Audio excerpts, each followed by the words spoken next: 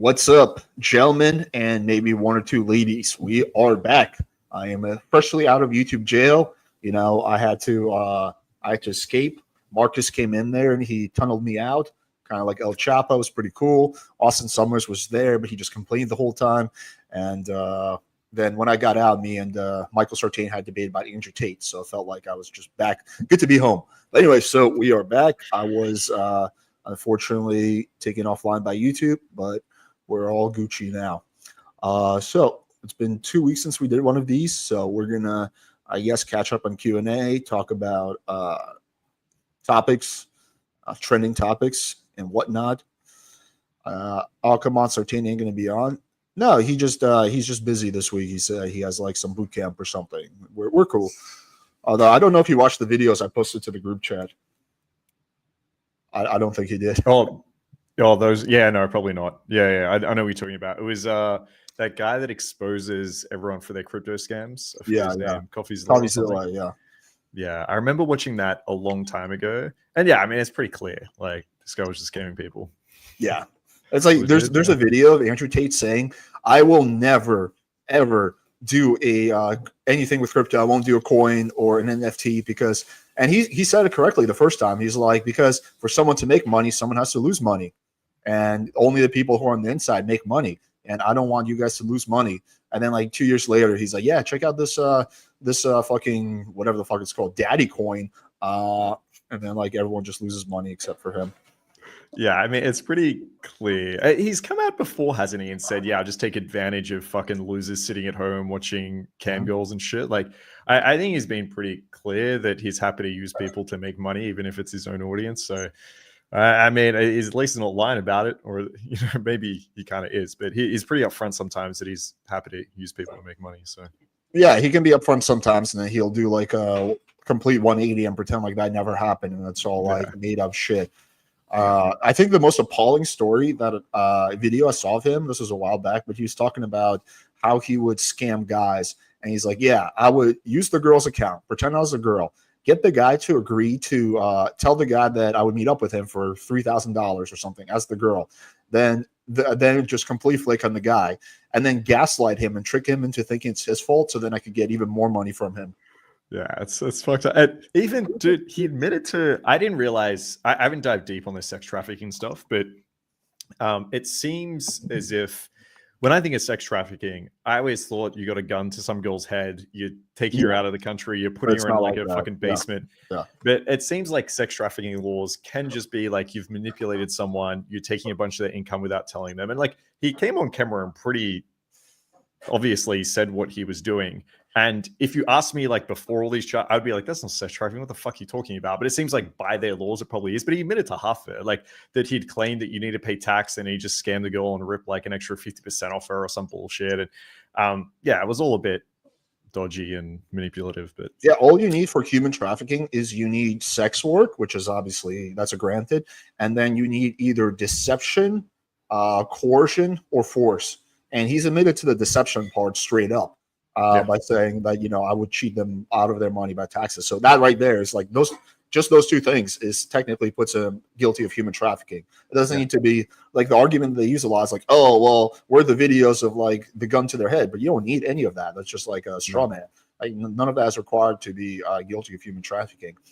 And I think people just don't know what the laws are because, like, honestly, if you ask me, like, hey, if you use like the lover boy method or some shit and you got one of your girls to go up to another girl and say, hey, this like webcam stuff is a lot of fun, and hey, I think like this guy wants to marry you and, you know, spend the rest of his life with you and blah blah, I'd be like, that's immoral, like that's a bit shit. But sex trafficking, relax yourself, that's not a jailable offense, but it is, and that's like the law. So yeah, fuck it, it sounds like he just admitted to it straight on camera, but I don't know what's the story, what's happening, what the latest is. But yeah, well, he's in America now. Trump got him out, but he's now, there's an investigation. So he decided to land in Florida, which was not a smart idea because one of the alleged, the girls who, you know, he allegedly human trafficked, lives in Miami.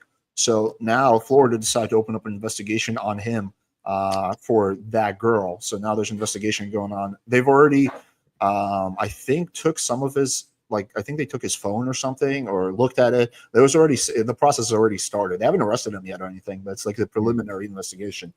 But you know what's funny? He's suing now everyone like who's ever like given him shit online, like all the people who like called him out for being a sex trafficker. He's like suing all of them.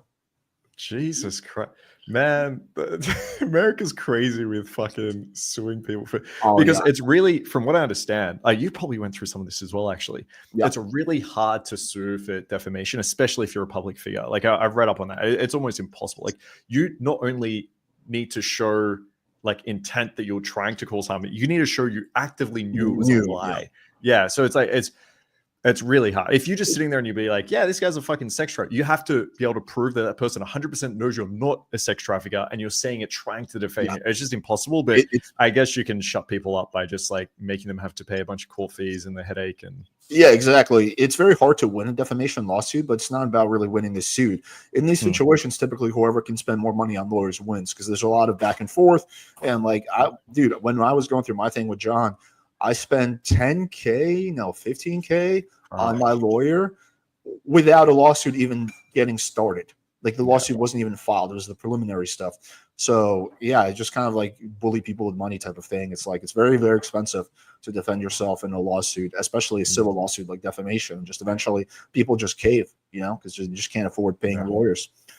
I mean, we're seeing this from the greatest free speech president of all time at the moment, suing a bunch of people, journalists and things like that. And again, like, I think I read he was suing like a network who did the Hillary interview. So it wasn't even like defamation. He was just suing them for doing an edit of their shit. And it's like, okay, he didn't like the way they edited it, so he's suing them. Yeah, this is just intimidation. He's also suing an Iowan pollster. Yeah, because in her poll, she showed that Trump was predicted to lose.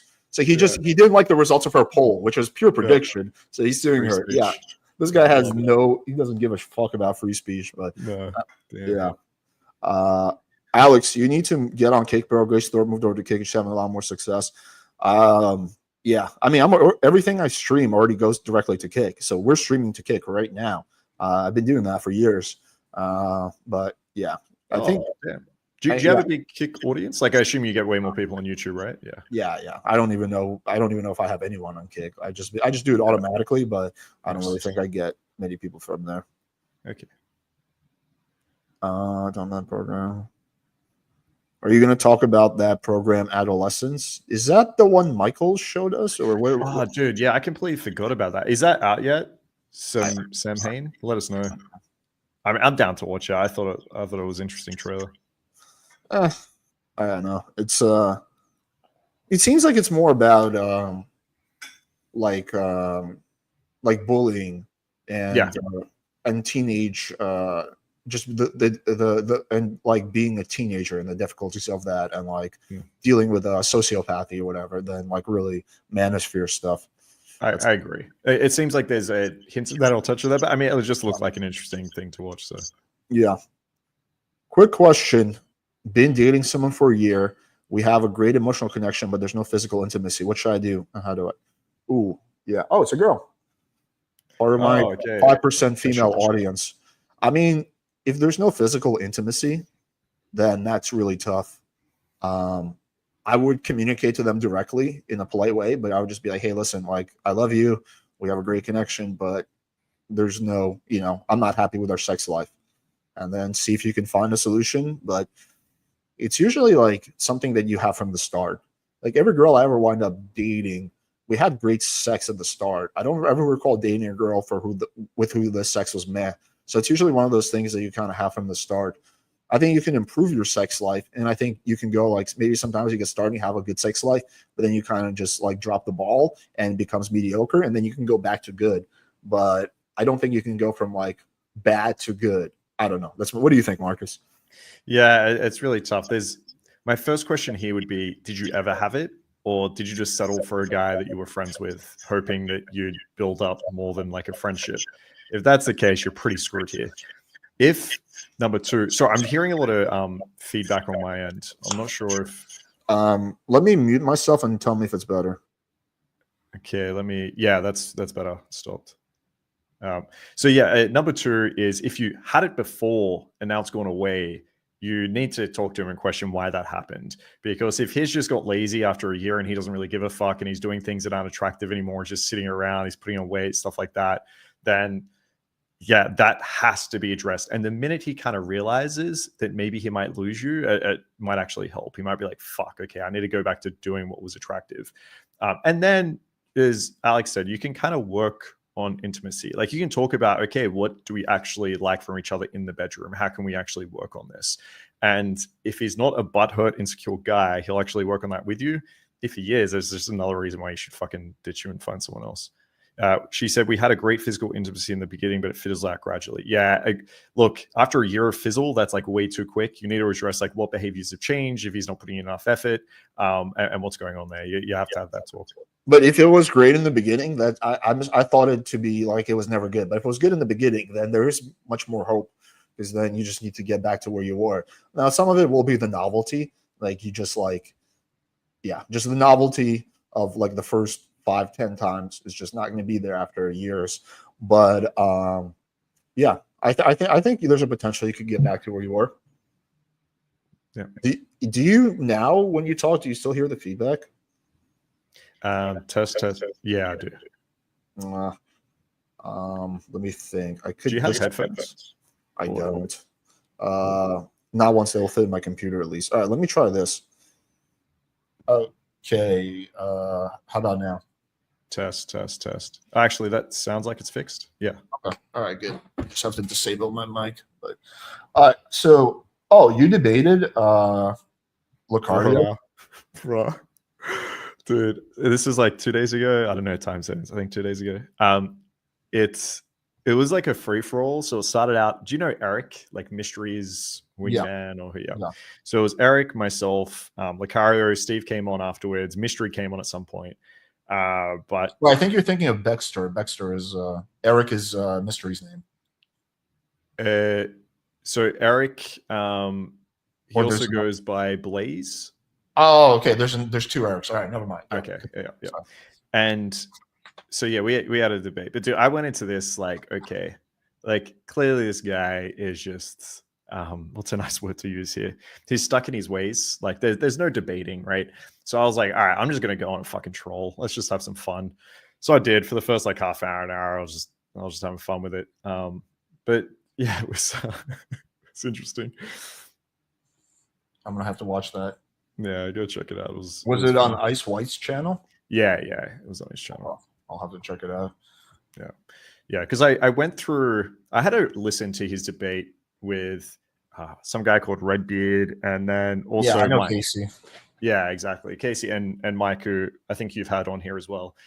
And yeah, it's like literally, I just noticed he just does the exact same thing. He'll just target you, pinpoint you, and just ask you the same fucking question over and over, which is just framed as any amount that you ever try, you're being a pussy, right? Like that's his only thing, and it's just as I've mentioned before, it's just one big cope. But anyway, this would be like arguing that someone who like tries to work hard at their job is simping for their boss. It's like, bro, wait, you showed up to work on time? Yeah, exactly. Yeah, like, straight up. The boss, what you want to give him a blowjob, huh? You want to suck his dick so you get a promotion? Like, what you actually did the work they signed to you? It's just this logic. It's literally the logic. Yeah, 100%. It's me and you are having a competition. Who's better at pool? And then we play a game, and you wipe the floor with me, and I'm like, dude, I won. And you're like, what do you mean you won? And I'm like, I tried less, bro. You're trying so hard. I had way more fun than you. And then it's like, all right, well, let's have a competition. Who's better at business? I make $1 million. You make $5. And you're like, yeah, but look how much effort you put into making your business run. Like, I just didn't give a fuck. And you're like, okay, well, you win the competition for not caring, but I've got the hotter goals, more goals. Like, okay, cool. If that's what we do a fitness channel for a challenge for 3 months, and you go to the gym like 3 times. I go to the gym like every day, and then afterwards, like I clearly beat you. And you're like, bro. Right. You fucking tried that hard. You were watching your macros, going to the gym. You were doing all that, bro. Like I made like 40% of the progress with barely doing anything. So yeah, exactly. Yeah, I didn't even care. I don't even care, bro. I'm eating a Twinkie right now. That's how little I give a fuck. Straight up. Yeah, and then worse than that, it's saying, do you know what? Actually, what I realized is that I don't actually want to lose weight when I go to the gym. I think weight is actually a subjective opinion. It's And subjective. I think your six pack is actually very subjective. I actually prefer. Well, there's one girl who likes dad bod, so therefore, yeah, exactly. Yeah, exactly. Yeah, exactly. That's funny. Do you ever feel like showing receipts, testimonies, or just association with you guys could hurt potential opportunities in their career and relationships with their family for clients? I've never heard a single story like that. For me, if someone, like, let's say I have a client who does a testimonial and 3 years later they're trying to get a government job, if they ask me to take it down, I just take it down. So it's not a big deal. Like, I'm sure Marcus would probably do the same thing. Yeah, dude, I've changed my mind on this. I think I probably have like one single or two single testimonials without like fucking name or face blurred and shit like that. I'm changing my mind on this. From now on, like usually when I get testimonials, I'm like, yeah, I'll blur it for you. But from now on, fuck it, guys. You're not getting blurred anymore. Okay. Your face is going up there. You're being proud of it. That's where we go. Because I think it's also a bad look if you feel like you need to like blur your face and shit like that. Like, depending what you're saying on the testimonial. But essentially, if you're just like, look, I'm getting better with women. I've improved. I'm way more confident. Like, I'm really happy with this. I don't think that's anything to be ashamed of. I think you're like completely fine to put that out there. So yeah, I think I'm going to encourage more and more of my students to have the confidence to be like, fuck it. This is who I am. This is what I've done. I'm proud of it. I'm putting my face out there. Because yeah, before as a default, I just used to blur everyone. I leave it up to the client. If they want me blurred, I'll blur. If not, my initial go-to is not to blur, but then I'll ask them, hey, you want me to blur this? They say, yes, I blurred. Some of them don't care. Yeah, I can understand, though, if it's someone who's applying for a government job. Because even if it's something like, yeah, I proved my dating, it's like, oh, this guy's associated with like dating coaches. Like, for some things, I can understand it. I think a lot of people are just worried about their parents. I think you shouldn't be. Like if you're like an adult, you shouldn't be worried. And this is kind of like Indian people, Asian people, but not only. You shouldn't be really worried about what your parents think. Like, a lot of people will say, like, but my parents will disown me. No, they won't. 99% of the time, they won't. Okay, like if I was disowned for every time I fucked up as a kid, I'd be disowned like 25 times over. There's been like many times I used to fuck up a lot as a kid. I like fucking got in trouble. I got in so much trouble in high school that when I graduation, my principal looked at me and said, honestly, I didn't think we were going to get here. Like, that's how much I was getting in trouble. I used to have my own seat in the principal's office. They called it because I was there so often. But yeah. The point is that, like, don't be afraid of like what your parents think. Like, again, they get used to it. That's the thing. Like, it was a bit of a shock when I like became a date. Not really. My parents didn't give a shit that much, but it was a bit of a shock when I started doing the dating coach thing. And like, there was like a half a year to a year where it's like, oh, okay, when are you gonna get a real job? But like now my parents love it. People get accustomed to shit. So don't sweat like with your friends. And if your friends judge you for it, then they're not good friends and they don't matter anyway. Yeah, 100%. Yeah, it's about really owning it, right? Owning that dynamic. But I can understand government job maybe. But yeah, like outside of that, fuck it, guys. You're showing your face from now on. Marcus, just finished watching your debate with Game Global. Why does ICE continue to bring on Lucario after other clown? I don't mind Lucario, but the other guy is a complete douche. Who's the other guy? Steve from the Man Mindset. I assume he's talking about. Yeah. Dude, I think Steve said like 3 things for like the 2.5 hours we're on there. I didn't mind him as much. Although, yeah, okay, to be fair, he wanted to fight me in the first 3 minutes. He's like, say that to my face or some bullshit. And then I asked him, I was like, yo, what do you teach other than just going direct and saying, I want you, or something similar to that? Like, what else do you teach guys? And then he goes, I teach them to cook. So, I mean, I don't even know if he's a dating coach or a fucking chef. I'm not sure. But he didn't really say much anyway, but whatever. But isn't cooking high effort? Like you're like ingredients, you're preparing it. It's so dishes. Oh, you're making the girl wash the dishes herself afterwards, right? I hope, because you're washing those dishes. That's massive effort right there. Right. There was one moment, Alex, where we were talking about dealing with like objections. And I said, look, like sometimes it's not the girl giving you a bunch of like, sometimes what if she just says, I need to drop the keys off at my friend's house before we go to yours to have sex. Like, wouldn't you just go drop the keys off? And literally Lucario said, but hang on, why would you go with her? Why don't you just go home, tell her to drop the keys off, and then come to your place? And I'm like, bro, are you serious? Just go with it and drop the keys off. Like, what are we talking about here? So, but yeah, yet they're the ones to go up and tell girls how attractive they are and how much they want to fuck them, and they put them on a pedestal, and now they're cooking for them. But anyway, crazy. Andrew Wilson knew Tommy Lauren about damn. I don't know who this lady is. Do you know who Tommy Lauren is? I've never heard of her. No, I can Google her right now, but no idea. Tommy. Yeah, I'm not. I didn't see that. I don't really watch too much of Andrew's content, although he can be funny sometimes for sure. Last debate of his I watched is when he debated what's that libertarian comedian? Oh, I forget his name. The guy that's like super pro Palestine.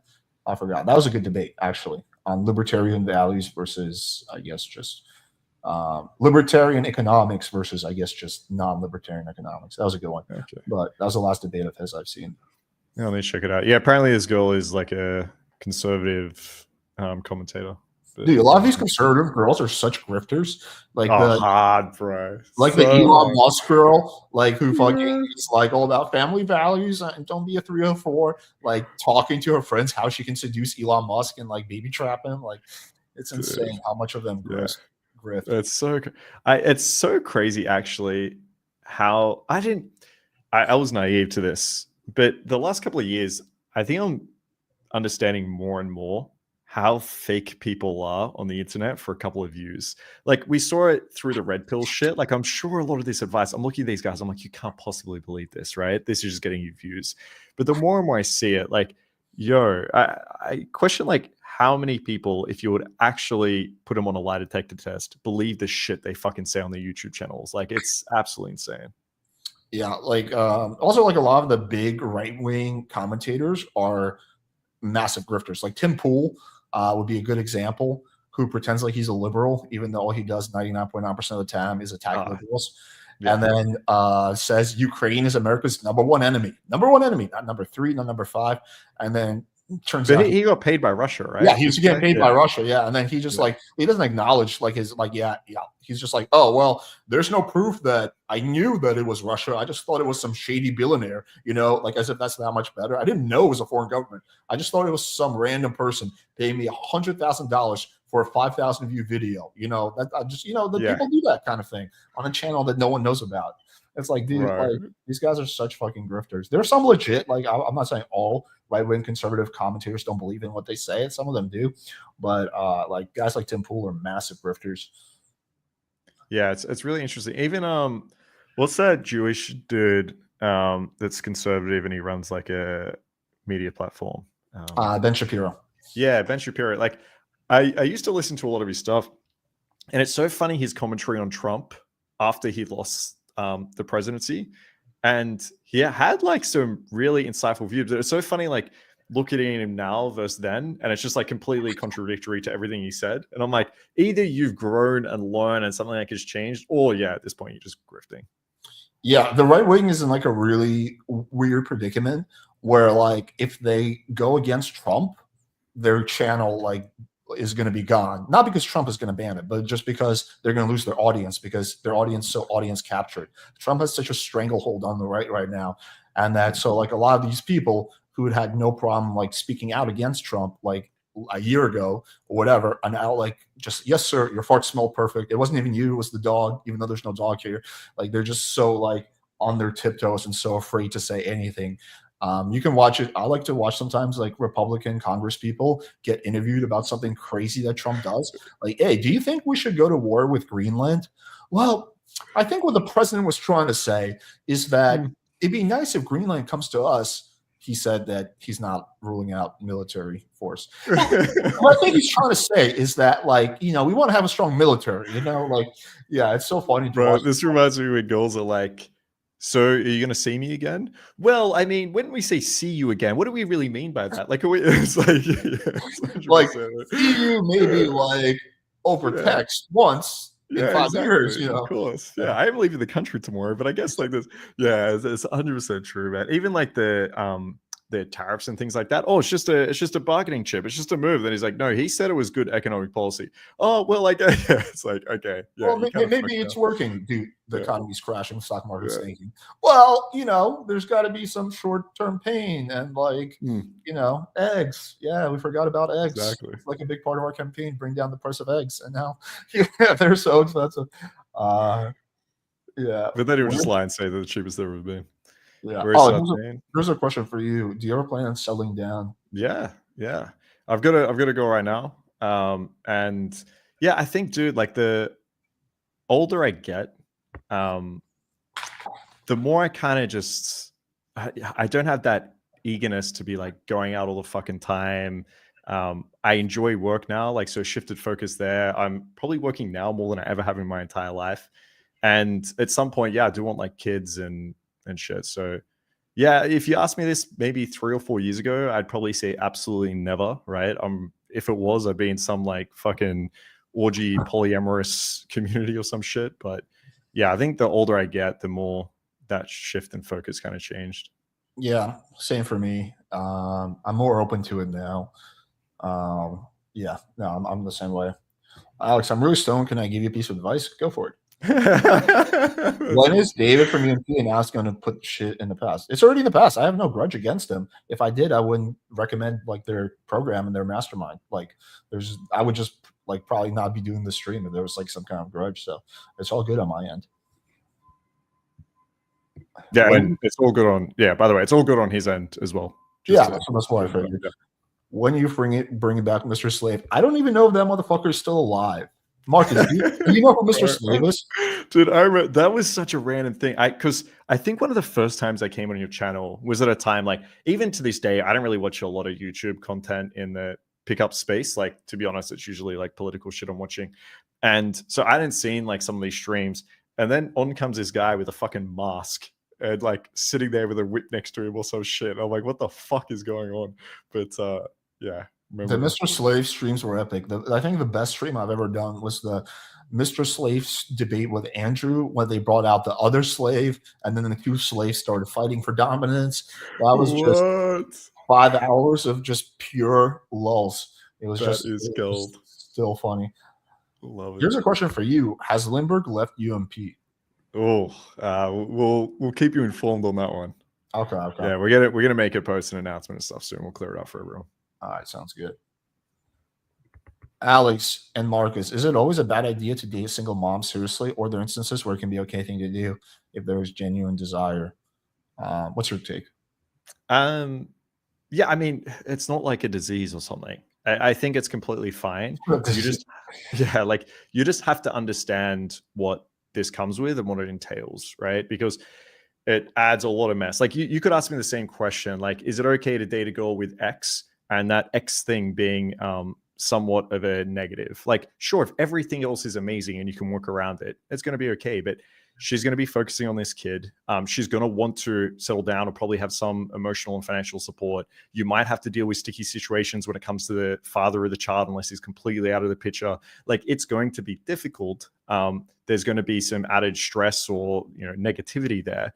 But look, if you're a guy that's like ready to settle down, you want kids, this girl's amazing, you guys get along, it's been like a year and everything has been fine, you've had no issues with a father or child, things like that. Yes, it's okay. It's just, to me, it's a bit of a red flag. I wouldn't be diving into this.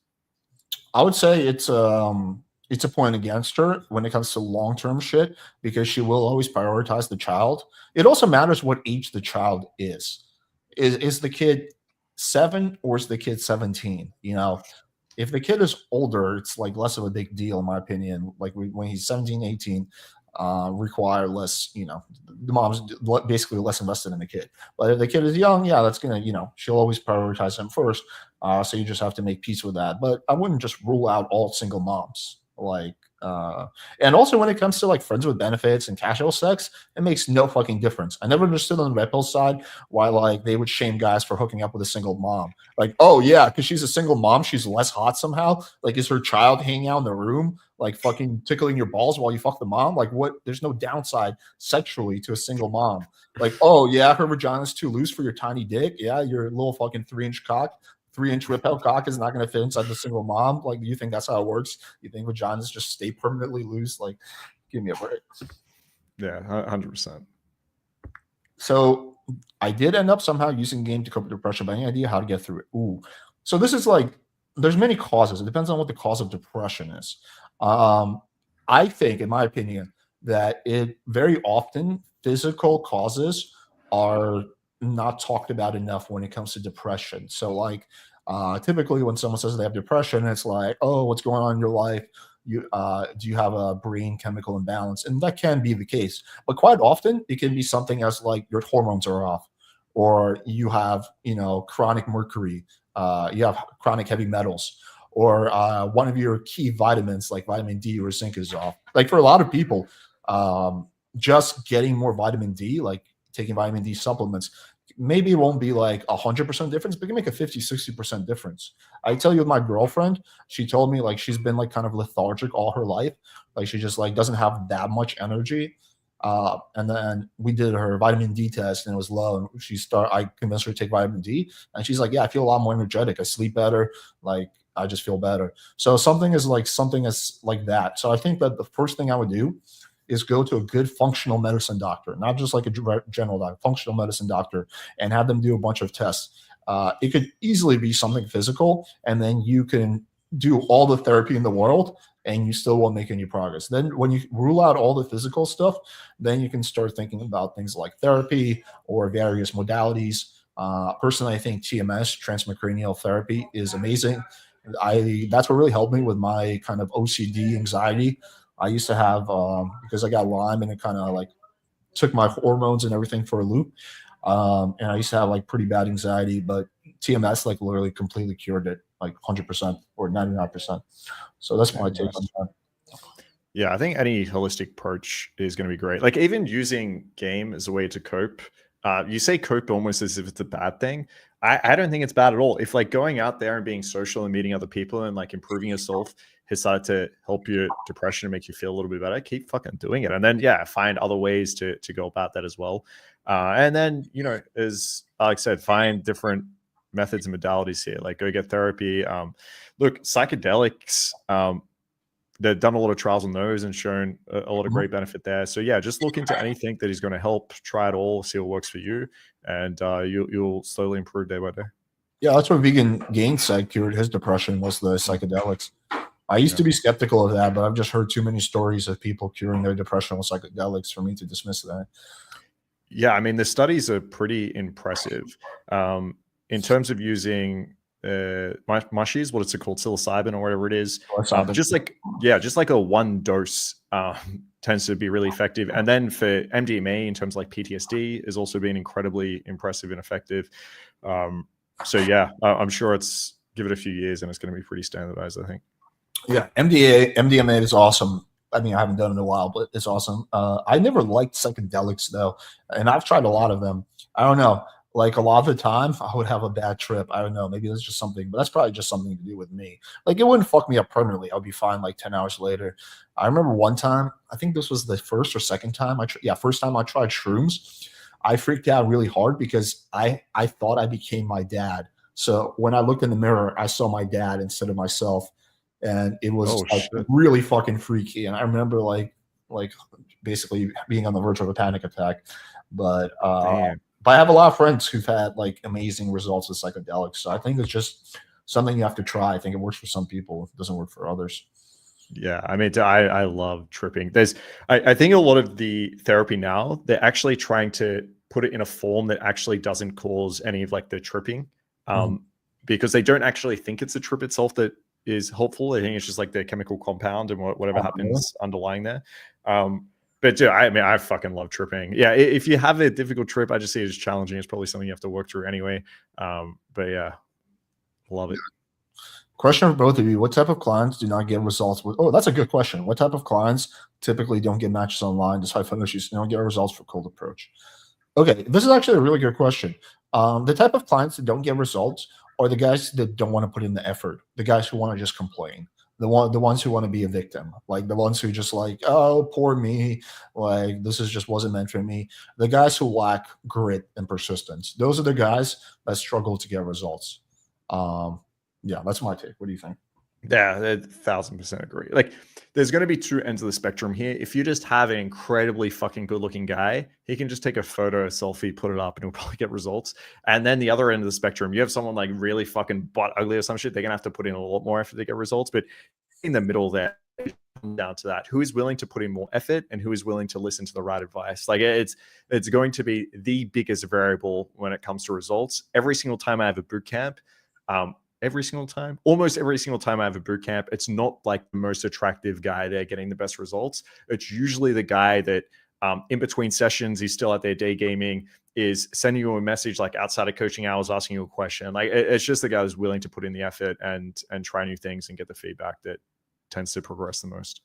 Yeah. Also, people who procrastinate struggle to get results. Like, you tell them what to do and they just like diddle on it for like 4 months, and then they do part of it and they're like, it's been 4 months, I'm not really seeing the results. It's like, dude, you haven't even tried implementing the device. So don't procrastinate. Don't put it off and be like, oh, I'll do this like after Christmas, I'll do this after I get a promotion or whatever. When you do it's like, okay, that wasn't a question. Playing with fire. Alex, I go to the gym almost every day. These younger guys must believe that looks maxing is for real. Go in the gym and who look I see people.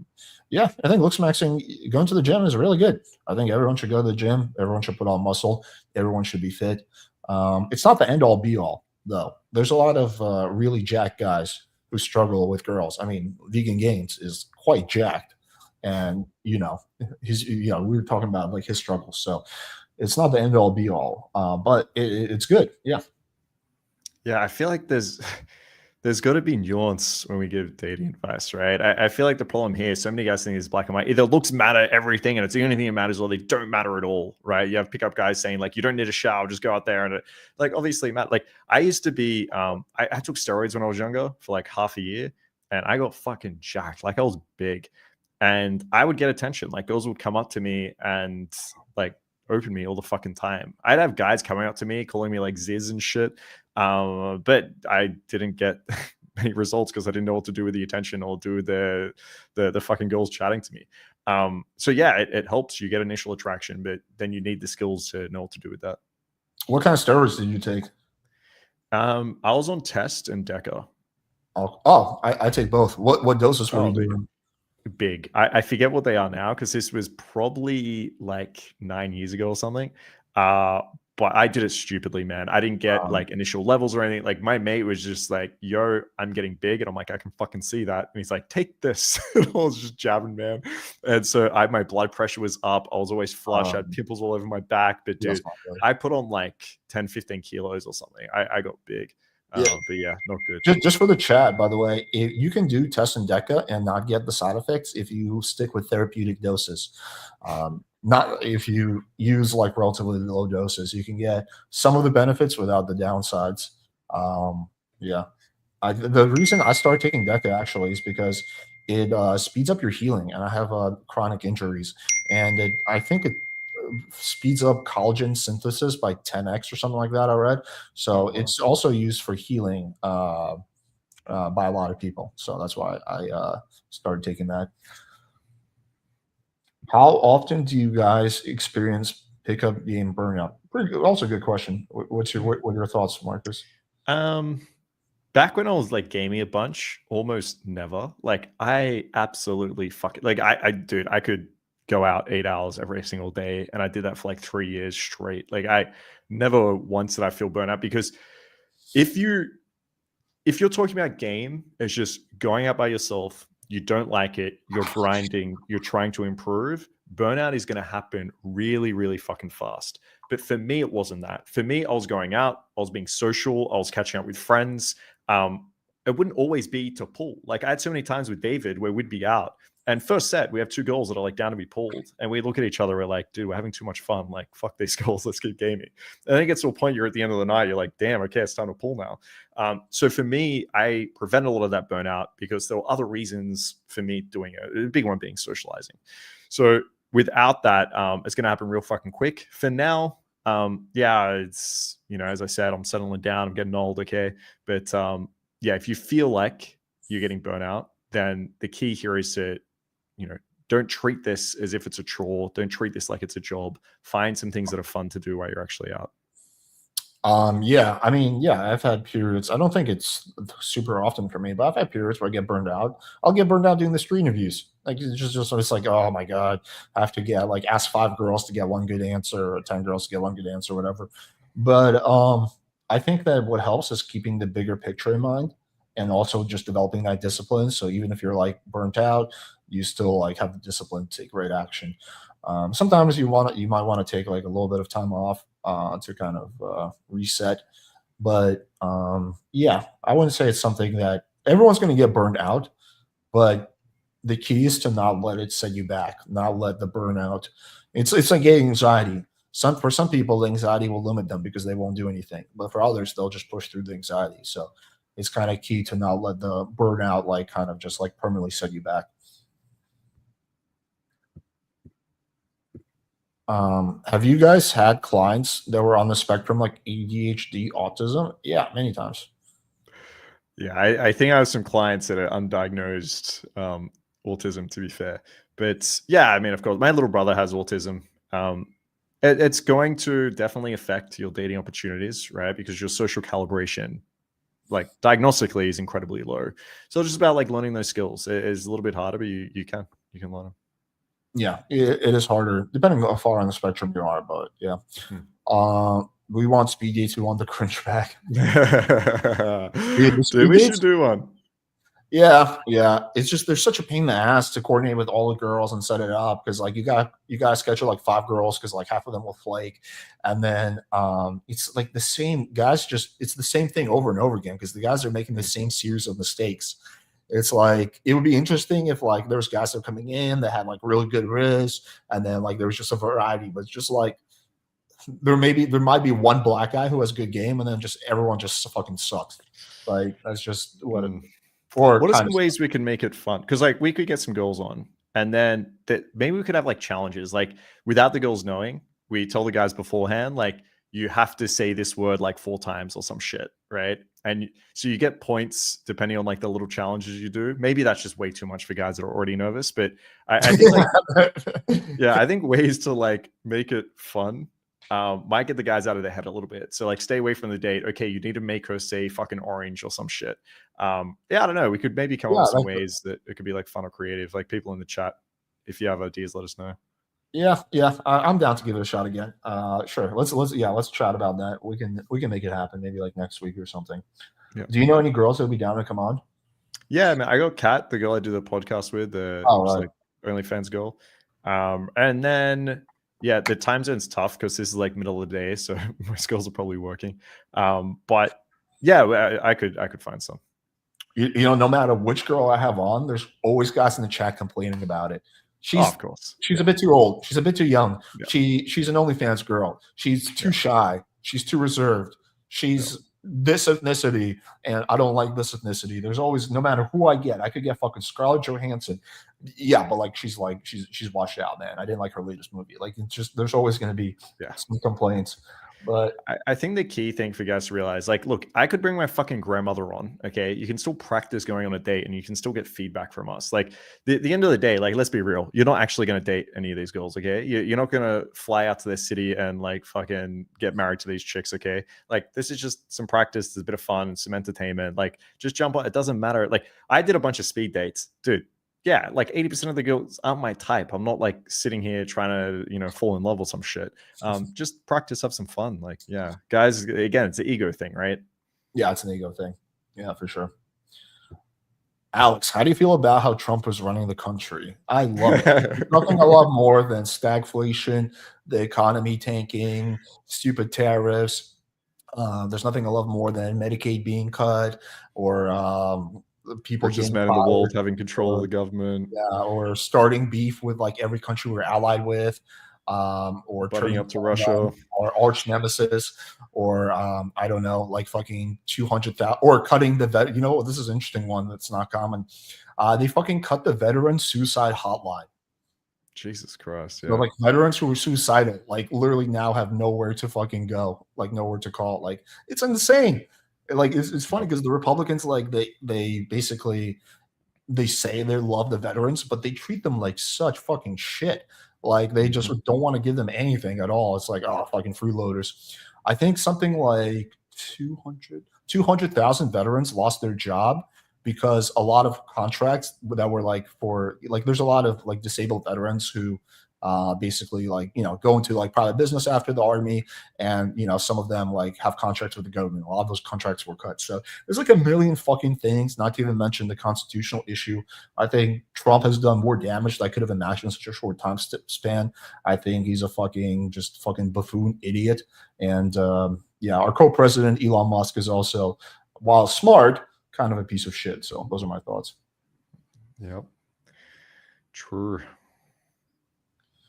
Anyone see the false allegations against Harry Citizen Liberal Guy and Joe Gatto and Practical Jokers?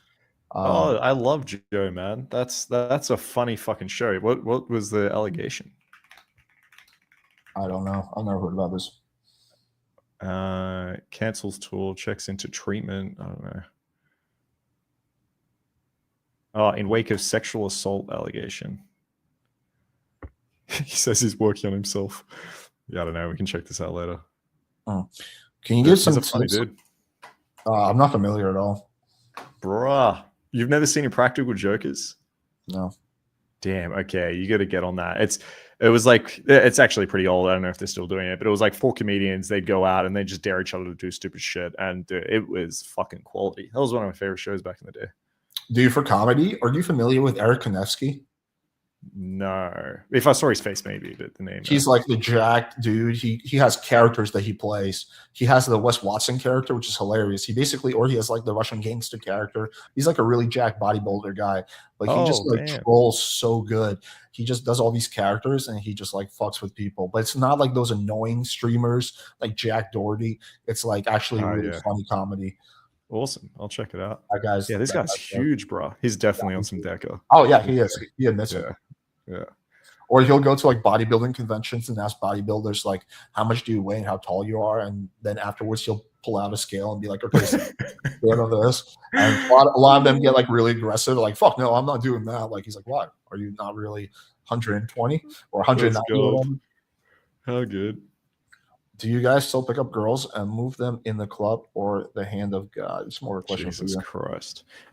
Yeah, this hand of God bullshit. I think this is RSD famous. Yeah, people treat it like it's the greatest move that has ever existed in like you're putting your hand up for the girl. So if you have initial interest from the girl, if you're like a good looking guy, you seem very charismatic or something, then yeah, this shit will work. But I think you're just better off. It's going to be lower compliance if you just go up and say a direct open, right? You can just go up there and be like, look, I got to say you're exactly my fucking type. Like that's going to work better than like the hand of God. Do you guys still pick up girls? Oh, pick them up physically or some shit? No, I mean, there's just no need for it, right? You can be commanding, hey, come this way, let's go. And you seem just as dominant and alpha. And now you don't run the risk of that awkward thing of like trying to pick a girl up and her being like, no. Because I've done that before. It's cringe, like when you get the no, right? So yeah, I typically avoid it. Yeah. Were there times where you used overcorrecting to solve communication problems?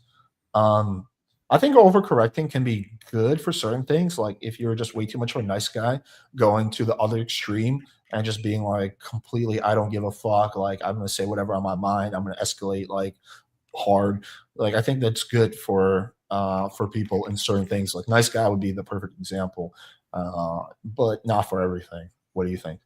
Yeah, I agree. I think I call it like finding the line. If you're trying to fix a behavior, it's good to just find where that threshold is and then work your way down from it. A good example is speaking loud. A lot of guys, you're like, look, you need to speak louder, and they'll go from like 10% to 12%. You're like, no, louder again, 15%. And it takes them forever to get to like 100% where they need to be. I like to just be like, yo, yell at the next girl, scream in her fucking face, because half the students will just speak loud and it's like, okay, good, keep doing that then. And then some students will go up there and fucking go 150%, scream the girl. And I'm like, okay, let's pull that back a little bit. But that's so much easier to like find where the threshold is, come back, than it is to like slowly work your way up. So I do like that method. Alex, do you do one-on-one consultations? If yes, how do I contact? Yeah, I do. You can just send me an email at playingwithfirechannel@gmail.com. Or you can hit me up on Instagram.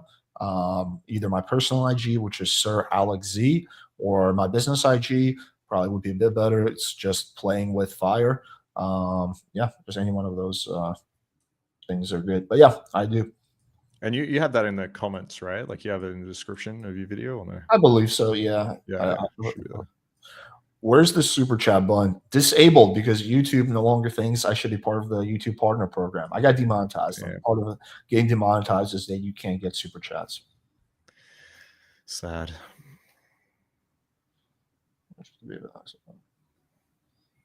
Is there another way to do that? Get people to Venmo you some shit, eh? Yeah, I don't know. Whatever. I never like pander for super chat. Get them to give you money when they see you on the street. Alex, you're more into online game, but what each of you guys think about cold approach in 2025 future, especially with current trends, woke and SJWs? It's totally, I don't think it's any different than it was like 10 years ago. Like I do street interviews constantly, and I do videos constantly. We're constantly approaching girls and talking to random girls on the street.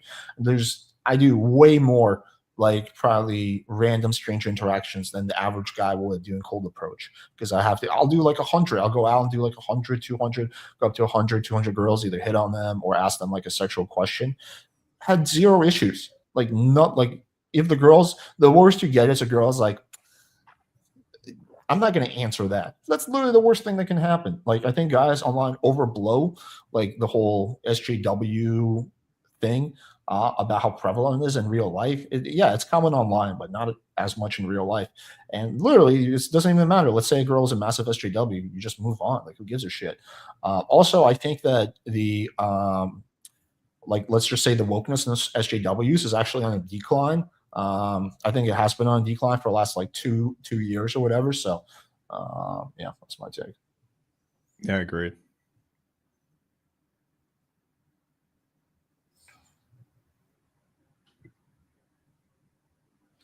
At Trump's second worst president ever, all he did last term was build a 25% wall, $1 trillion debt, and raise gas prices. He did a lot more damage than that, but yeah. Alex, I'm hardcore MAGA. President Trump speaks directly to us. We don't need senators or such to say anything. What? I mean, okay. Listen, if you want a dictator, that's fine. Like, just say you want a dictator, right? Like, it's the funny thing is, Trump doesn't give a shit about you. He doesn't care. He thinks you're a nobody. He doesn't give a fuck. He has no policies that help the average person. He's all about helping like multi-billionaires. That's why if you look at the latest budget that's making its way through the Senate right now, there's massive cuts to Medicare and all that, which is just basically medical aid for children or poor people. Like Trump has never lowered the taxes, or mainly when he does these tax cuts, it's always for the rich. Like the latest, if you actually look at some economists, what they say about like his latest plan, or just look at the numbers yourself. It's a big tax cut for like the top 1%, but for the average middle class person, it will actually overall raise your taxes by $1,000 a year. Like this guy doesn't give a fuck about you at all. Like it's just funny when people like. But he's really good. Like this is a telling statement. He's very good at making you think like he's there for you, right? Like he's very good at seeing like drain the swamp, all these fucking. It's like, dude, you were 4 years in there. Now you're another like what like. Are you still gonna blame everyone else? Are you still like it's he's great. He's very charismatic. I'll give him that. Don't get me wrong. Dude, drain the swamp. The first thing he does when he's in office, first day, executive order that basically removes the ban on people in government getting gifts from lobbyists. First thing he does, there's a ban on that. Removes that ban so people can get gifts from lobbyists. Yeah, drain the swamp, my ass. And he also removed or fired, I forget their role, but they're the ones actually looking into fraud and abuse and shit within government. Is it government? All the inspector generals, Inspector generals, that's it. So yeah, fuck. There was also the government accountability. I forget the last word, but there was also a government agency designed to do this, and he got rid of them too. Crazy. Why does PWF like Kamala Harris so much? I don't actually like Kamala Harris so much. I think she was a better choice to Trump, and I think the economy would be doing better right now if she was enacted. But she's definitely far from my first choice. Alex, would you compare Marcus Wolf versus Gabriel Gray game? I mean, they're both really good. Like, I don't know. Like, I think No, you guys both follow, like, you guys both have like structure. It's not like pure natural game. I don't know. I think you guys are both really good in your own way. Like, I wouldn't be able to pick one who's like better or worse. And I don't even think I could do like pros and cons. Yeah, I don't know. I think they're both good. All right, I'll pick one. I think I'm way better. Okay. Yeah, I think like yes, we both have structure, but I think that's like level one shit. Like I think a lot of coaches out there are going to give you a structure. I think the big difference is that we focus a lot on the tonality and emotional engagement and creating that within the goal, as opposed to just, okay, here's a structure of what to say as opposed to how to say it. I think we focus a lot on sexual what we call like sexual authority. So actually getting the girl super attracted with something that is tangible for a little guys to achieve. And then lastly, in terms of like handling objections and understanding women, I think we're far superior to almost everyone in the industry when it comes to cold approach on that. So yeah, I mean, obviously I'm biased here, but if you ask me, there's a massive difference. Well, yeah, of course. If you ask me who's better, me or this person, I'm going to say myself. Yeah, I will grant you the sexual authority. I think you guys go pretty heavy on that. He does more like regular traditional DHVs. But yeah, I don't know.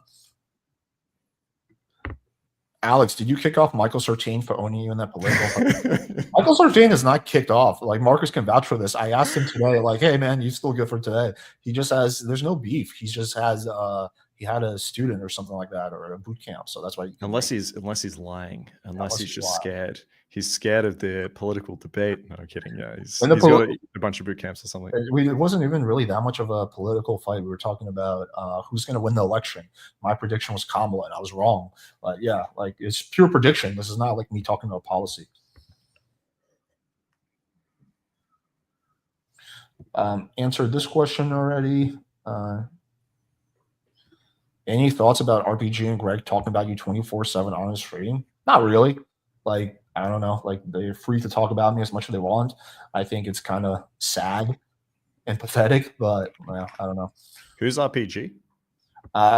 He's just some random dude. Like, it's not like he's even a content creator. He's just some random dude who I guess really doesn't like me. It's funny because he used to like me, and then he like flipped out on me one day when I guess he just didn't take his meds, and then I kind of make fun of him about that. And now he's my arch nemesis or whatever. You got a weird circle of like haters. It feels like, are these like black pill guys or no? Borderline, yeah. Okay, yeah. Yeah, the black pillars don't really like me. Nah, noticed.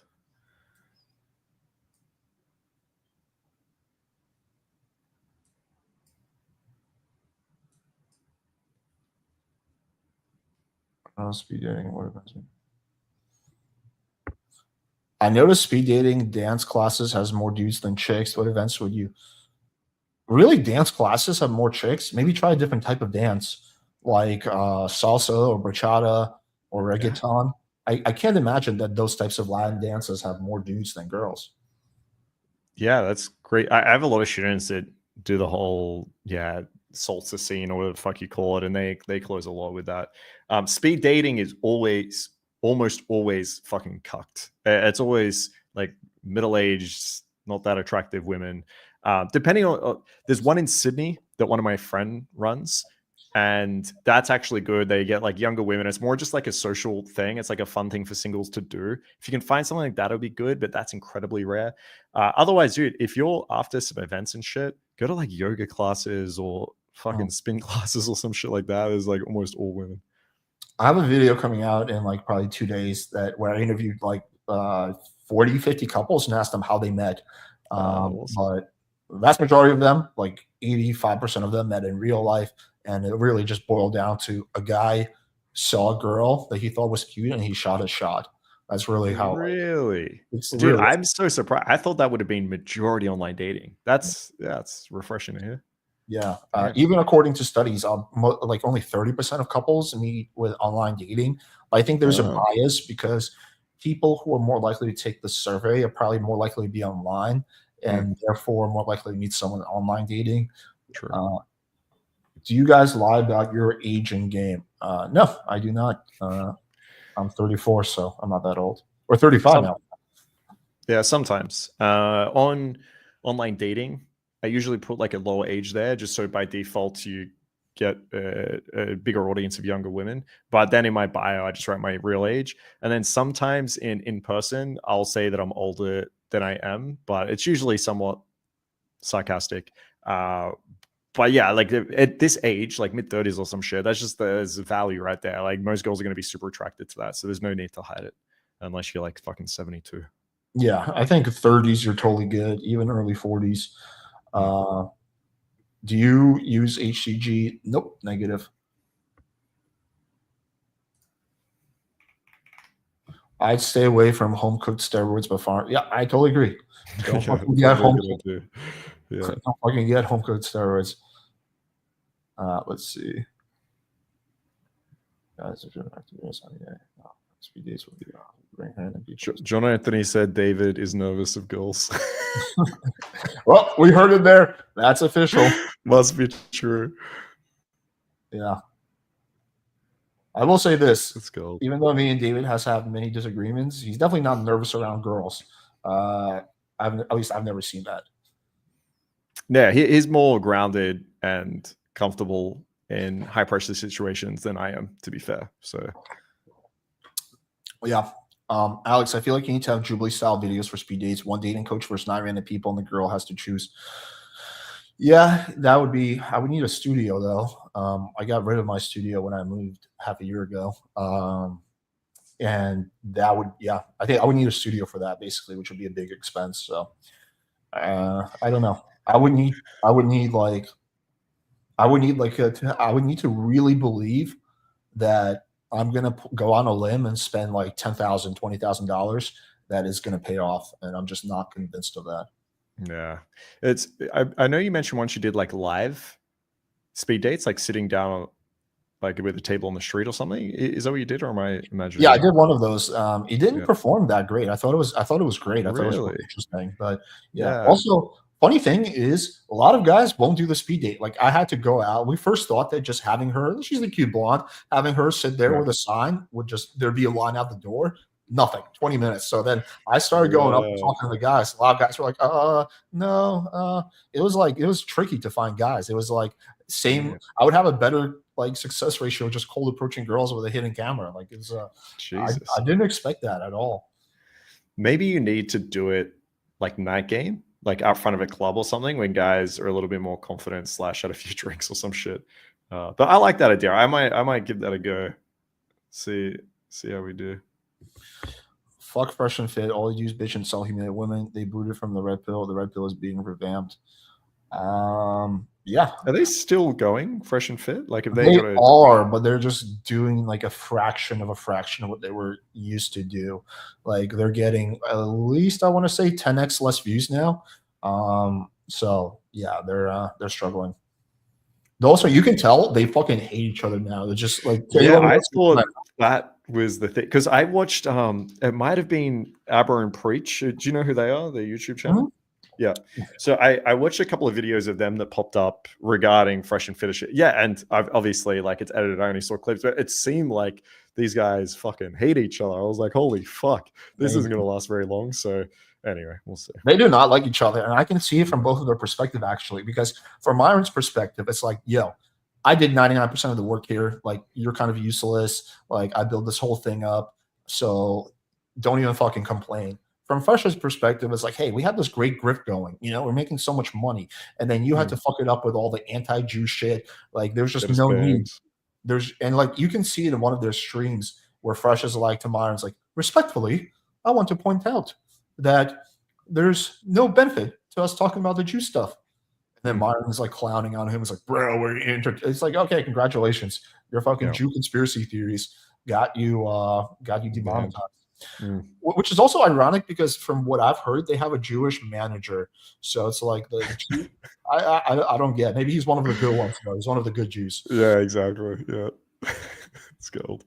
Who do you trust to run the country, girlfriends or Trump? I would trust my girlfriend 1,000 times over fucking Trump. Okay, my girlfriend is a kind person who has good intentions and is intelligent and would generally do what is best. Trump will not. So yeah, definitely trust my girlfriend over Trump. Yeah, I would trust almost most people over Trump because I think most people would probably just sit back and be like, I don't know what the fuck I'm doing. Can my cabinet help me over Yeah, here? let me get some like highly qualified people instead of sycophants. Yeah, if it was going to be a authoritarian type leadership where I had to pick one person, they ran the whole country, that would be tough. But if it's like the way the government's set up now, yeah, like literally, if you just had someone do nothing, it's probably going to be better, I think. Yeah, if I went with just an authoritarian, pick one person, I'd probably pick like Bernie. I think you can. Yeah, true. Yeah. He's like there's kind of a joke in Washington that like basically when lobbyists like when they go and knock on doors, they skip two offices: Bernie Sanders' office and Ron Paul's office, because those two are just like not gonna like work with lobbyists. So yeah, that would be like probably the guy I would trust the most. But he's old as fuck. But yeah, 82 or something. Yeah, he's 86, man. 86, Jesus. 85 or 86, yeah. But he's still fresh. Yeah, dude. I wish I looked fucking that intelligent at 86. He's with it, man. Damn. Yeah. Like the Democrats made a massive mistake sticking with Joe Biden for as long as they did. Like it's really obvious that Joe Biden has massive cognitive impairment. He had it in 2020 a little bit, but it got actually moderately, but then it just got so much worse. What Democrats should have done is Joe Biden should have announced that he's not running for in 2024, like a year beforehand, and they should have done like a real primary and let the best person emerge, which would not be Kamala. Kamala is not the best person in the Democrats, but yeah, I think that hurt the Democrats a lot. Is the whole? I mean, I agree, but it's also hard. Like, imagine that happens, and then like we lose, and then it's probably going to look back and be like, bro, we had the incumbent, and like we had this guy that people chose and he had a really good term. Like, why do we fucking get rid of it? Like, if he just had a really good debate where he just trolled Trump a little bit instead of trying to get like every fact and detail. If he was just like, yo, Trump, you got small hands, you know that, right? It might have just been like a completely different outcome. But yeah, at that age, I agree with you. Like, you're just better off picking someone else. He just couldn't have, because his brain was just like kind of fried at that point. There was also so many other clips. And I think that problem is that lost Democrats a lot of trust with people, because people are like, hey, like, how can I trust you when you kept pretending for 4 years that this guy is like with it, you know? So yeah, I think that was like a big mistake. Joe Biden did some good things. He wasn't amazing, but he did some good things. He also did some bad things. Definitely better than Trump. But yeah, like being president, like to get elected as America's president, it's not enough to be good on policy. In fact, that's not going to get you elected. You have to be charismatic. You have to make people laugh. You have to be entertaining. You have to be engaging. Like Obama was really good at just engaging people, and still is. Like you listen to Obama's speech, you're like, yeah, you get motivated. You want to do shit. Versus Joe Biden at that point was just fried. Like his speeches were him like fucking all over the place. Just you listen to him, it's like, what the fuck are you listening to? Yeah, I remember reading like he had a pretty good term in terms of like what he accomplished domestically, in terms yeah. of policy wise. Yeah, but I think yeah, it's hard when you're old and senile. I think foreign policy he dropped the ball though, but domestically he did pretty well. In terms of Israel and Gaza, that'll be the big thing. Okay, we can chat about that maybe another time. But yeah, sure. Okay, what do you guys do when the girl doesn't? Sorry, do you mind if I go back to that last one? He just said thank you.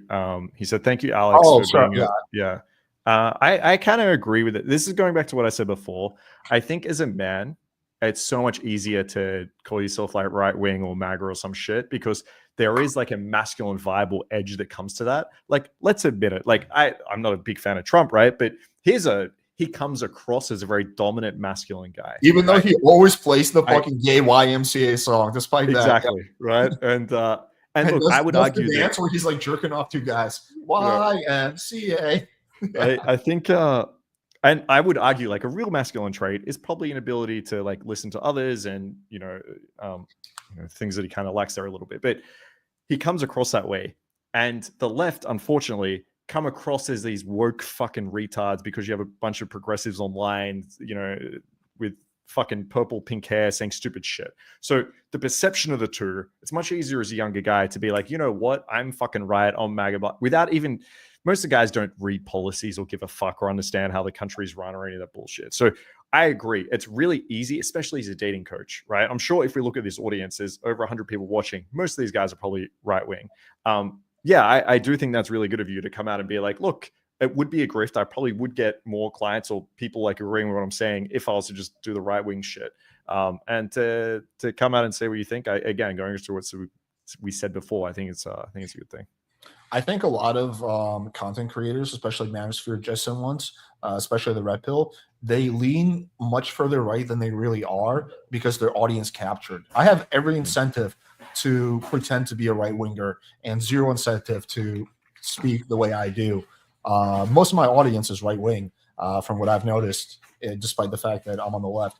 Like, I would get massive rewards. Basically, I would have more viewers. I would have more love in the comments, like if I just told people what they want to hear. But I'm not going to do that. So I think it takes a certain level of just I'm not going to fucking sell out to be on the left at this point when it comes to the manosphere. But yeah, that's my take. Yeah, nice. What do you guys do when the girl doesn't give you that much to work with? What do you guys do when the girl doesn't give you that much to work? She seems interested, but she's making it a little bit hard to move the conversation forward. Are we talking about in person or online or over text? I'll answer this for in person. So she seems interested, but making it a little bit hard to move forward. This is going to come. You need to understand the reason as to why this is happening. Okay. Biggest reason is going to be there's just a lack of value there. So she's a little bit interested in you, but she's like, you're just an average fucking guy. So you need to think, what are some things I can say, do here that's going to change her mind, the perception of me? So as I said, our biggest thing is going to be sexual authority, but it might just be the way you act. Maybe you do come off as a little bit more masculine or assertive or less needy. Instead of sitting there and just asking question after question, you hold back a little bit, hold some tension, build some curiosity, make her qualify a little bit.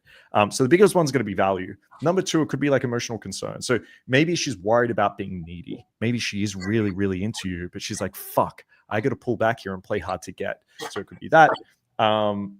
Or it could be that she's a little bit bratty and she's giving you some attitude here. She wants to bring out some masculinity in you. She wants to bring out that dominant side. She wants to be able to feel small and feminine.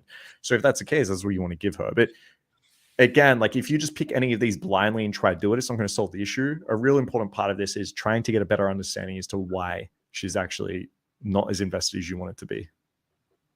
Yeah, good stuff. Let's see.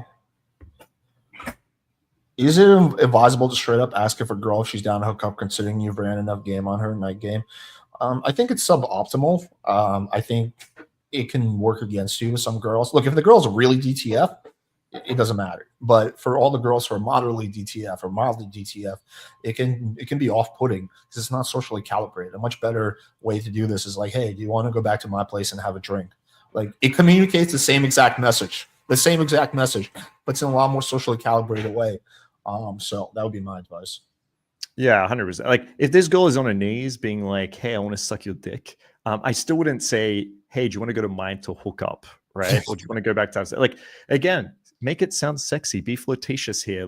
Imagine you're in the bedroom already. So what I'd rather do is bring her in close and say fucking stop it. She's like, stop what? You know exactly what the fuck you're doing right now, okay? The way you're looking at me, you're giving me horrible thoughts. Now she's going to say what thoughts? Hey, if there wasn't everyone around here right now, I would bend you over, I'd throw you up against that wall. You can do that. And she's like, oh my God, I'm turned on. To be let's get the fuck out of here. Then you take her and leave. That's so much better than just asking, do you want to hook up? But I agree with Alex. Most of you aren't going to have that level of compliance. You're better off building some sexual tension and then saying, hey, let's head back to mine for a drink. She knows what's up. Yeah. Alex, in Denmark, if you approach random girls on the street, you'd be seen as weird. What should I do?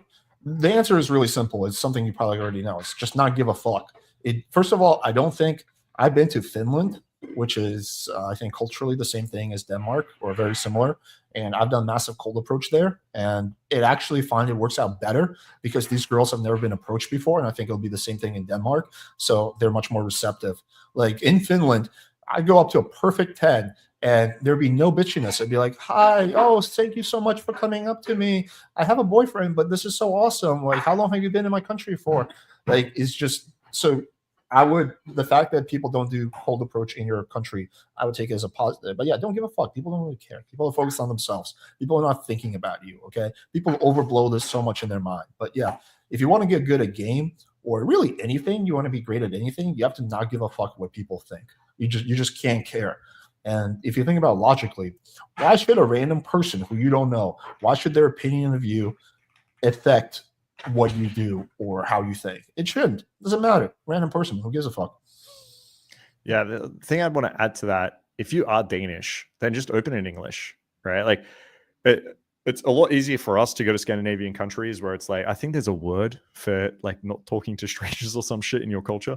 But if you come across as someone that is well-traveled or perhaps a tourist, they're going to be way more open to this. So I would just do your open in English. And then when she responds, then start speaking, like, again, whatever country you're from.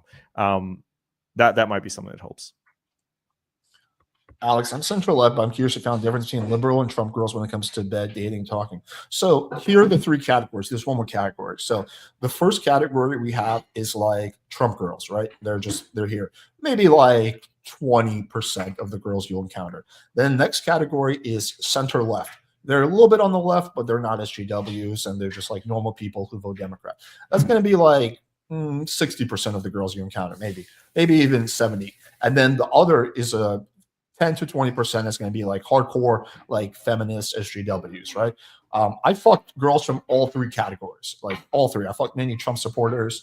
I think that with Trump girls, you have to be a bit more masculine, just my observation. They kind of test you a little bit more in the beginning, especially if you're a liberal.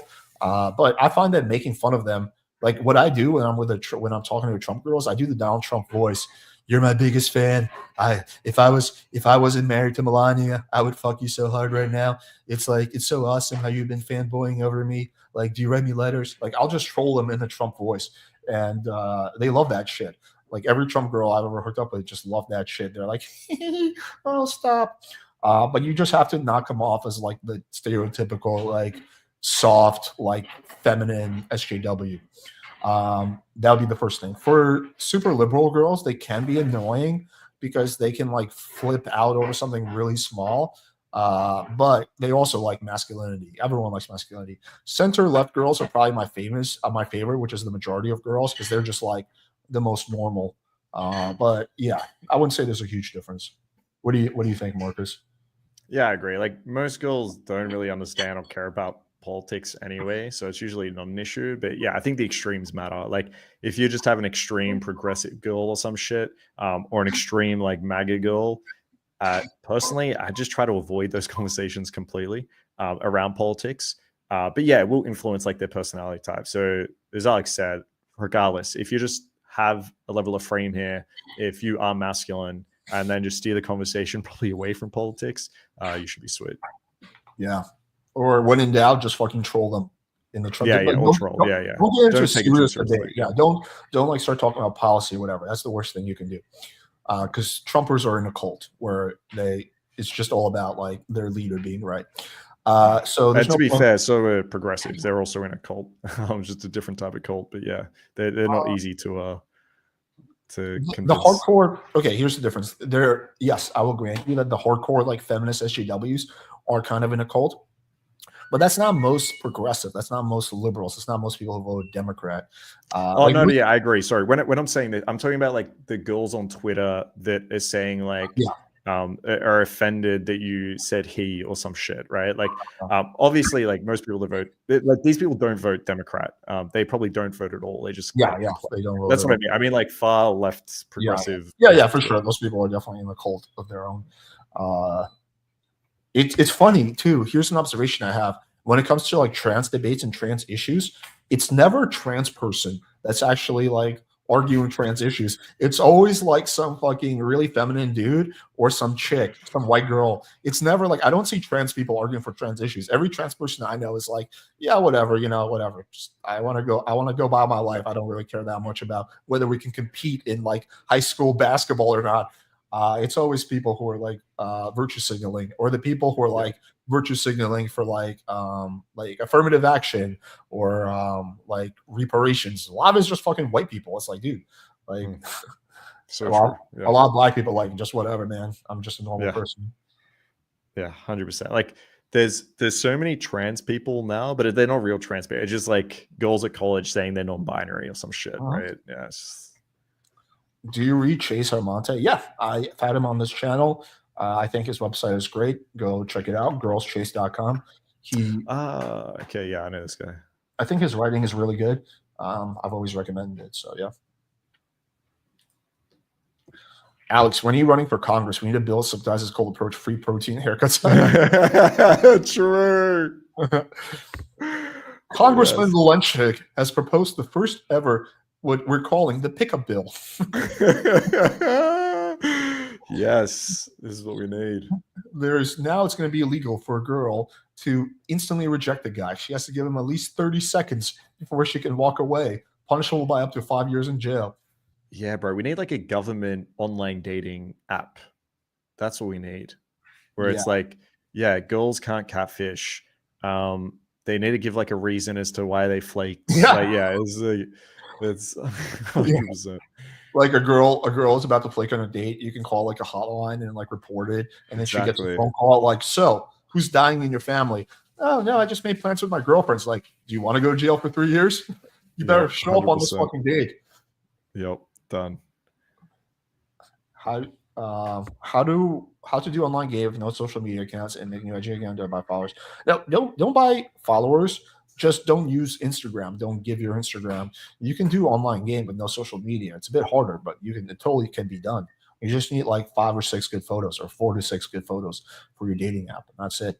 For a small percentage of girl, the fact that you don't have Instagram will be a deal breaker. But if you just explain it like, yeah, I've just been busy with work, most girls will be cool with it.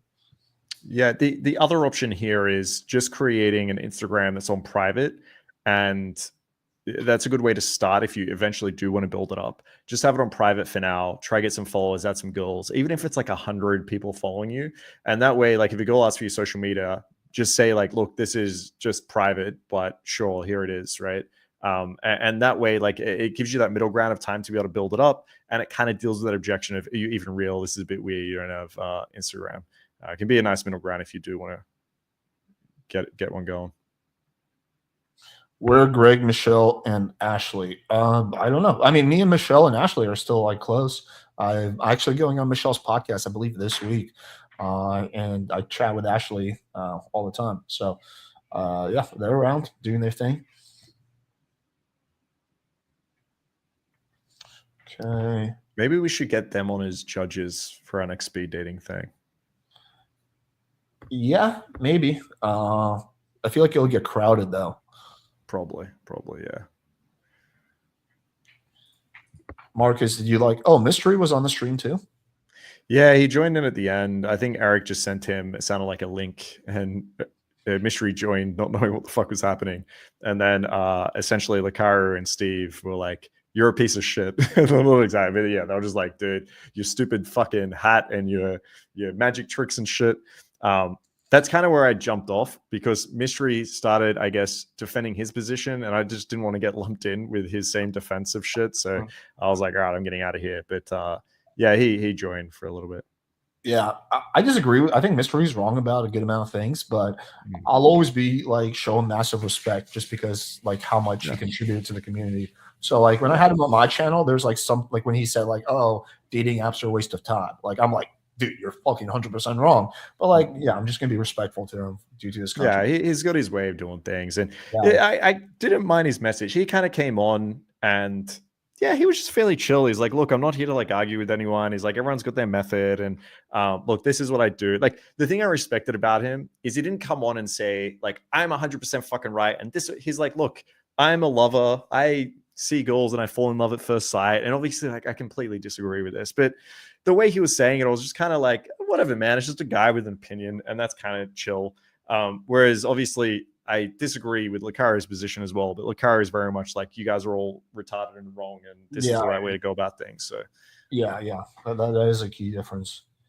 Dating coaches, we'll do like maybe like 5 more questions. Dating coaches say take massive action, approach 50 girls a day, but I noticed the lack of third spaces. How would you recommend like warm spaces? What does that mean? Third spaces? Yeah, third space. He's talking about like warm spaces. So like it might be like a college group. It might be like a sporting activity. It might be like a cafe that people usually go to and chat. Like it's just churches, like spaces where people used to kind of meet each other, or like friends of friends and shit. Where I think his point is there's just not many of these places. So now you kind of force the only way you meet people is like a very cold approach. Well, 50 girls a day is a lot. I mean, it's good if you're doing that, but I think you're fine with doing 10 girls a day. But it's also important that you learn from your mistakes, that you evolve. That you shouldn't be doing the same thing a year later, which is why I think getting feedback is really important. Either having like a friend who's more advanced than you, or if you don't have that, just do like turn on your iPhone, the recording, and then just get an audio recording of you picking up the girl, and then you can have a coach like run through that. But it is important to get feedback and to evolve from your mistakes. That's the one thing I had when I was learning game is I had people that were more advanced than me, and I would actually actively ask them for feedback. I remember there's this one guy I used to go out with in LA in like 2014, and basically what we do is we go out for like 2-3 hours, and then we'd sit in his car for like 20 minutes, and I would just like debrief, and I would just ask him questions. They would give me like suggestions. So it is important to get good feedback. Yeah, 100%. What type of women look for long-term relationships? I mean, all types of women when they want one. There's no specific type. Like a lot of women at one point want a long-term relationship. They might not be ready for it. If the older the girl is, the higher the chance. But yeah, I mean, I don't know. What do you think? Yeah, I mean, dude, all types of. I don't take what the girl says too seriously. Yeah, there's going to be some girls that are legit like looking for a husband, ready to set up, but most girls aren't. Like most girls that are saying I'm looking for something is the girls that are like, look, if I meet someone, they're perfect, and it feels right, sure. They're happy with like hookups and stuff like that. So yeah, I just don't worry about it too much. I just most of the time treat girls as if they're down for something casual to begin with. Yeah. To what extent is chemistry a real thing, or just women speak? No, chemistry is definitely a real thing. You can just feel it. Like a lot of this stuff is like vibes. It's like it's hard to put into words. Like, oh, what is it like to have chemistry? I don't know. You guys just really click really well from the start. But it's a real thing. You can build chemistry with girls, though. You can start off with not having much chemistry and build into it. But it's definitely a real thing. Yeah, to me, like, I don't know. This word to me is interchangeable with attraction, I guess. And yeah, I mean, if you have good game is, I guess, the process of building chemistry is a way you could look at it. So yeah, it's real attraction is real, chemistry is real, butterflies are real, feelings are feelings. Like, yeah, I mean, you just learn to build it. Butterflies are part of the deep state, okay? They don't exist. Yeah, exactly. Yeah, true. I'm far left. I believe communism and central planning superior data science. Yeah, I'm definitely not. I definitely don't believe in communism because we've seen how that works out. I believe in mixed capitalism. I think that's how like all the advanced countries that are the most successful do. It's a combination of socialism and capitalism. You want certain things to be not for the profit motive. Like prisons, for example. It's pretty crazy that in America that you have for-profit prisons. Most countries don't do that. But yeah, it's just my take. Yeah, I mean, it's just it doesn't work anywhere. It's just incredibly inefficient. So yeah, I don't know how you can advocate for it, whoever that was. Okay, totally different fucking topic. You trim your pubes or leave them alone? Yeah, I trim. Yeah, I'm a trim, bro. Get the fucking, is it Manscaped or some bullshit? There's a lot of advertisers. I got that thing, man. You do not have any fucking clips going on there, man. Like you use that shit and you are safe. I remember I don't know what brand it was, but man, sometimes you clip yourself and that fucking stings, it burns, it's awful. And I became like scared. I was like, okay, it's time to do this. All right, you're a man. Now, like Manscaped, what the fuck that thing's called, dude, you're good to go. Just use that. Almost every single girl is gonna prefer if you were shaved. So do it. All right, I'll have to check it out. So you don't get the fucking the pain and shit with the Manscaped? Nothing, bro, man. You can just go for gold, no worry whatsoever. All right, I'll check it out. Yep. Use coupon code Markus Wolf. It's Markus 20. Yeah. Yeah, exactly. Yeah. All right, we actually got through all the questions. Perfect. Look at that. But yeah, good stuff. Hopefully you guys enjoyed the first stream back. We'll be back next Monday, I think, with more people. So should be fun. But yeah, any closing thoughts, Markus? No, all good, man. It's good to be back. Yeah, I'll catch you guys next week. If anyone has any ideas for shit to do for us, let us know. But yeah, I'd be down. I know, Alex, you're hesitant, but yeah, I'd be down to do it online, what do you call speed dating stream again at some point. No, I'm down. I'm down to make it happen. Whatever. The fans really want it, so why not? Sweet. Happy days. All right, cool. All right. See you guys later. Cheers, man. Bye.